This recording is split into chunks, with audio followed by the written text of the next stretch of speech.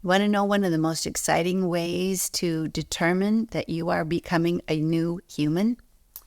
Well, it is your ability to start reading the flow and energy of life more accurately, being able to tune in and assess what's really going on instead of getting caught up in your story or your fears or other people's stories or fears, such as the news or the opinions that are rolling around.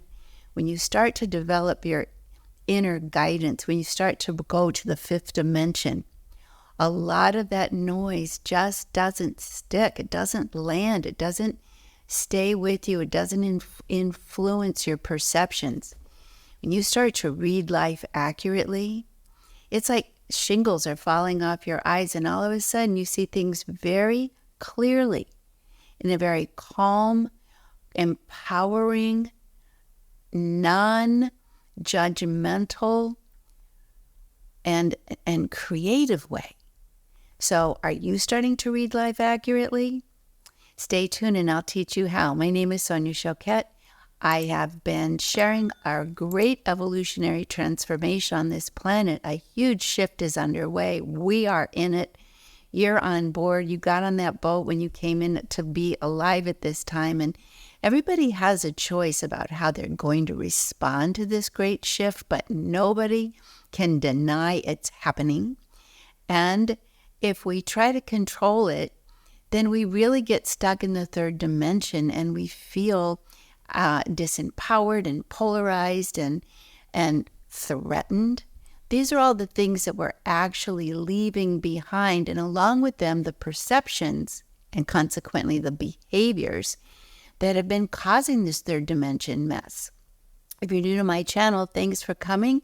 I hope that you find something of value, because today I'm going to teach you the beginnings of how to read life accurately.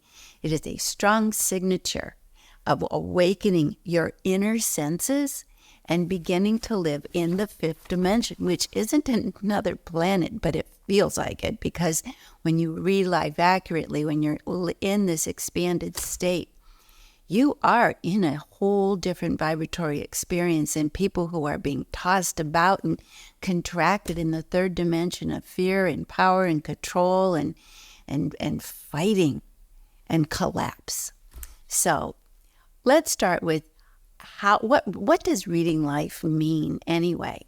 Well, it's interesting. It's something that used to be only people like me, intuitives, channelers, psychics, people would do, which is that we would be able to look into this the scheme of energy in the world and see and notice it relay to others the unpredictable. That's what people went to readers for. So why do we call it reading? That's a good question in and of itself. The reason we call it reading is, think about what you do when you read letters on a page. What you're doing is you're learning symbols, you're learning to recognize symbols, put them together, and derive meaning from them to see where these symbols are taking you, what story they're conveying. When you are an energetic reader, you're doing the same thing. First, you're in your body, you are present. That's one of the signatures of reading life. The second thing is you're using your left brain, which is your protective brain. You're scanning the outer world using your outer senses very accurately. You're paying attention to what you see and hear and sense and observe. Or in other words, you're just not in your head. You are present. You are watching. You are paying attention. That is one of my favorite definitions of intuition. Pay attention to the subtle. And then you take a leap to the other side of your brain, the right brain, which is the intuitive, expanded, connected, creative brain, and you begin to sense using your inner senses, your clairvoyance, your clairaudience, your clairsentience, trusting your gut, your heart, what you feel through your skin. You begin to see where all this energy that is being projected out there, where it's going. So that's where you get into that more projected, predictive frequency. You begin to say, oh, I see where this is going. Now, honestly, we who have been readers, like I have been for the last 50 years, we've made that our priority. We've been taking a look and using our whole brains and watching and studying and communicating to others where energy is going. That is a very natural fifth dimension skill. Basically, if you're going to be super logical about it and not be dismissed like people who didn't understand what we were doing did, is we're using both sides of our brain and we're using our heart awareness. We're looking at life from both the physical dimension and the spiritual energetic component, and very quickly recognizing the patterns and where that energy is taking us. Now, used to be when life was more predictable that only a few of us readers needed to basically assign ourselves to that particular skill in life. But guess what? Now the whole world is unpredictable and it's changing at lightning speed day by day. And so we all need to learn that skill of reading life accurately to see where the energy is going, so we're not caught off guard, we're not ambushed, we're not left behind, we're not missing the point. Now, people have been absolutely making an effort to read life from the beginning of time. I mean, you do every time you say, I bet, and fill in the blank. You're trying to read the way energies are going, but what are you using? Are you using your opinions? Are you using your projections? Are you paying attention? Are you just parroting someone else's opinion? Or are you actually stopping your own story, getting present in your body, observing accurately with curiosity and interest, and using both sides of your brain, using your outer senses and your inner senses to study and understand a situation or a person? That's called reading life accurately. I bet is our desire to do it. Every time we say, oh, I see where this is going, is another natural attempt to say I am using my whole awareness, both my outer senses and my inner senses, my head and my heart, to see where something's going. That's also an effort to read life accurately. Now, can you see how practical that skill is? It is an extremely important skill, and it's one that I've been teaching people for over 50 years because I very correctly recognized it early in my own career as an intuitive reader, that it's far more beneficial for me to teach others how to do this than to just work in service for them while they're checked out. So more and more, it used to be I was way out in the field and people really considered me a nutter butter, but that is super quickly changing. Right now, I am more engaged than ever, not only to help people read life more accurately, whether it's in business or their health, or whether it's in their relationships, or whether it's in their travels and just being able to set up lives that are secure and grounded. But I'm also being asked to teach people so that they make decisions that really are sound and tenable, that is sustainable, that support them so much.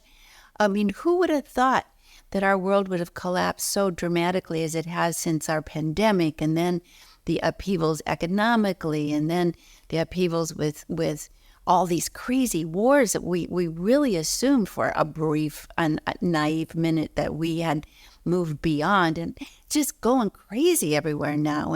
And finances. I mean, if you're in certain parts of the world, you can't even consider even remotely buying a house because everything's skyrocketed, and we need to understand, get information about where things are going and how things are moving in order to really make choices that bring about peace and support and protection and connection and the things that make our lives meaningful. So, are you starting to read life? Are you starting to pay attention? There's a couple things I want to talk to you today about that really will help you do that in a better, more grounded and effective way. So the first thing you need to do in order to read life accurately is understand that what reading life is assessing what's really happening now using, basically using your logic brain and your intuitive brain, and and being able to follow where life is, energy is moving. And you can't do that if you're stuck in your head or checked out. And guess what? Most of the world is very stuck in their head or checked out. I live between Paris and London, so I am very much on public transportation pretty much every day of the week. I'm either on the French metro, I'm on the train between the two countries, I'm on the London tube. And what I see when I am on those transportation modes is a whole bunch of people with their heads in their phones, completely oblivious to the world around them, completely unaware of the energy going between here and their phone, and numb to the world. It's like so common, and it's distressing, because how can we allow ourselves to be grounded and safe if we're not present? Same thing on airplanes, checked out. That doesn't mean you have to be, completely burrowing in at every moment, but it is beneficial to pay attention to where you are and notice who is around you and what their body language is and what their facial expressions are and what's happening with them before you decide to just check out. That would be the first step. And the way to do that's called being present. So today we'll just talk about that little skill of being present. So here's how you can be present. I'm going to give you a technique that's super simple. Being present starts with being in your body, and being in your body versus your head starts with putting your technology down, looking around, and noticing what's right in front of you and describing it. So you can do that right now. Like you notice looking at me, you notice looking out the window. I notice that there's a beautiful garden out my window. I notice there's birds in the tree. The sky just cleared up from being very cloudy. I'm noticing the shadows on the ground. I'm noticing the light in the background. I'm noticing the books on the table. When you start to notice detail, you start to dial in and notice detail, you really pull your attention in. The next thing I want you to notice is, are you holding your breath? Because when you hold your breath, you put yourself in a low-grade state of fight or flight. And you stop being aware. Certainly you stop being as aware as you can be. So breathe in through the nose and then open your jaw and let out stress, like just emptying the stress in your body. That's a sound that really does release stress. Breathing in. But have the intention of letting it go and then noticing more between each breath. That's another way to be present. Another way to be present, which raises your level of awareness, sharpens your discernment and your 5 outer senses, and kicks into gear your inner senses, is to acknowledge what's going on in my head, which is most likely fear. Because fear is an infectious frequency, and it just travels this planet and grabs us. So we're in a state of low-grade fear, and we don't even know it. And when you're in fear, you put up a block. And when you put up a block, you dim the view. So you're not able to see things accurately. And therefore, you are at a disadvantage of being well-informed to make good decisions. So recognizing what you fear, or what you're feeling, and if especially it's fear, you start naming what you fear. And just kind of notice what your rumbling, ongoing fears are. I'm afraid the world's ending. A lot of people have said that. And a lot of the world, as we know, it is ending, but a better one is on its way. So let's just check that box right away.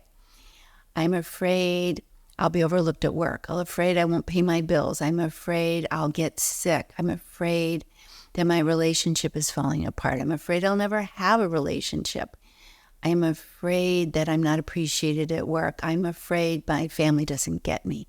These are the kinds of things I hear all the time from my clients, and they're not unique to anyone.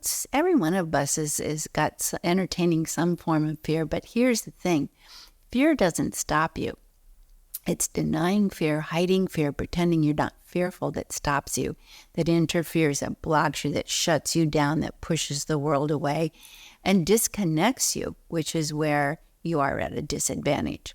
So by simply naming what you fear, just naming it out loud and kind of letting it go and taking breaths in between, you begin to notice more in front of you. So then between those, say 2 or 3 fears, take a breath again. And then notice something else. And here's something really wonderful to do. Notice something beautiful right in front of you. Because our fearful negative left brain can only start looking for trouble.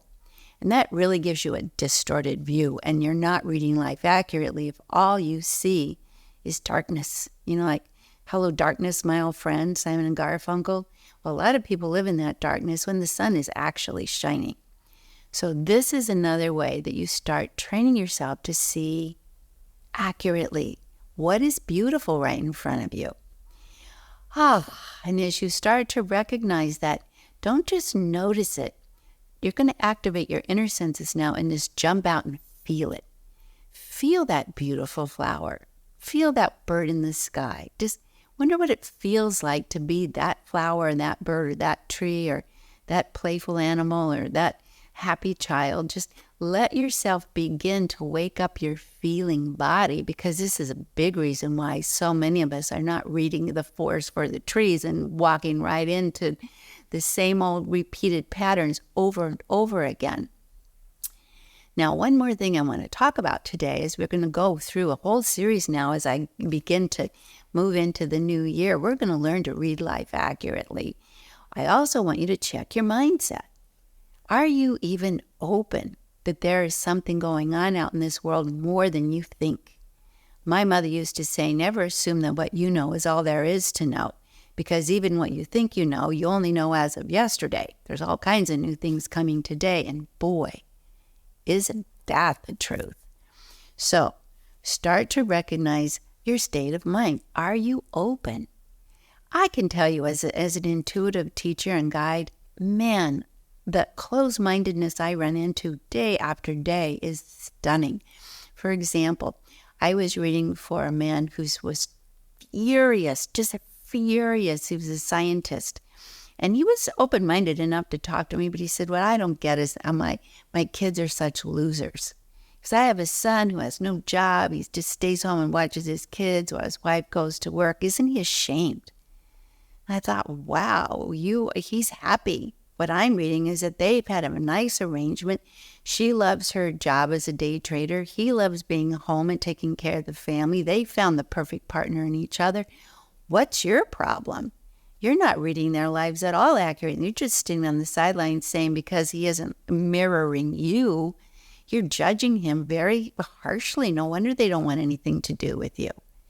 And when I suggested that maybe he was not reading them correctly and that they were pretty happy, he was really annoyed with me.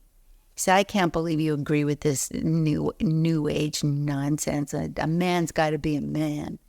I thought, well, okay, but if you're a man, you're not a pleasant one to be around, and your family certainly doesn't want to be with you because you're so harsh. You're so negative, and you just see them with what my kids used to call stink eye. That's the opposite of reading life accurately. You have stink eye, and you just see everything through such a negative filter. I had another client who had a son who just had constant trouble in school and was pegged a troublemaker. He even got into a fight when he was 11, and he was her parent, that she was called into school as one of the single. She was a single parent, so his parents came separately, and was told, your son is nothing but a troublemaker and a problem and this and that. And she just got all over the son and punished him and yelled at him and why are you this and why are you that? You're so problematic. Because of course she was stressed as a single parent, but she wasn't reading him accurately at all. You know what? When she came to me, she said, why is he such a problem? I said, he's not a problem. You're the problem. You're not paying attention to who your son actually is, what his real experience is. Ask him, study him. And she was like, we don't do that. She was Croatian. And she said, we don't do that in our country. I said, well, the whole world needs to start doing that now. So try. Don't judge that he's a problem because everybody says. Try to understand and see, have some insight into what he needs. So after he stopped being punished and being completely upset and angry with his parents for doing that, He told his mom that he was being bullied and made fun of because he mentioned that he wanted to learn how to cut hair. And she had no idea he wanted to. So she said, well, okay, well, I'll help you. And she arranged for her girlfriend, who was a hairdresser, to start teaching him. And then she took him out of the public school, which was wherever the kid went, and put him into a private American school. And he learned how to cut hair. And he went from being a problem kid to being the happiest kid she'd ever known. He was so happy. Not only that, he learned a skill. And that was when he was 11. By the time he was 15, he was making money. Happy as can be, cutting hair and having his own business. Very entrepreneurial, very resourceful, which is all you ever want, is your kid to be able to grow into a happy, self-reliant adult. She started to read him accurately instead of to project upon him the stink eye that her school and community had so harshly done with him. So this week, I just encourage you to start asking yourself, do I have any insight? Am I present at all? Or do I have stink eye? Am I just saying the whole world is completely negative, but it's really me and my point of view that's all shut down and completely opinionated? Take a few breaths and start noticing what's beautiful. Start paying attention and using both sides of your brain. Actually notice what's in front of you using your outer senses and noticing the energy of what you feel using your inner senses. So that's my message for this week, is we're going to be starting to do this because it's no longer something we weirdo psychics do. It's something that the whole world's going to need to do because all of a sudden it's all unpredictable. And reading life accurately is the way to manage that. If you're new to my channel, thanks for tuning in. If you like today's conversation, please give me a thumbs up and ask the notification bell so I'll let you know to come back next week. And share it with your friends. The more of you who are reading life accurately together, the stronger this very important life skill will become for you. So thanks for tuning in. Send you all my love, and I'll see you next week.